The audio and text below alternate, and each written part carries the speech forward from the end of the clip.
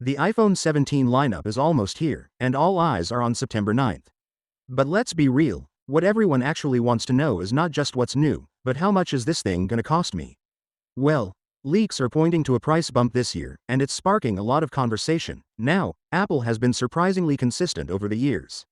The iPhone 16 launched at $799, the Pro at $999, pretty much what we've come to expect. But according to multiple reports, Apple might be sliding prices up by about $50 across the lineup. Why? A mix of new upgrades, higher costs worldwide, and classic Apple, shifting their storage options. Here's the kicker.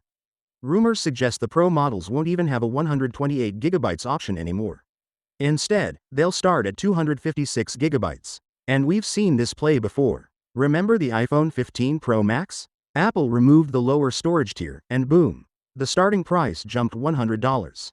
If they pull that same trick again, the iPhone 17 Pro and Pro Max could definitely hit higher numbers. So what are we looking at? Well, the regular iPhone 17 might come in around $849. The Pro could start at $1,049. And the Pro Max? Yeah, possibly $1,199, or more if you want higher storage. Then there's the newcomer, the iPhone 17 Air.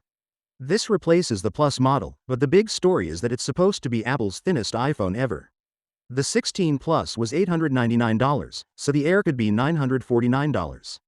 But honestly, with Apple's marketing, I wouldn't be shocked if it starts over $1,000, especially since it's positioned against sleek devices like Samsung's Galaxy S23 Edge. Now here's the twist.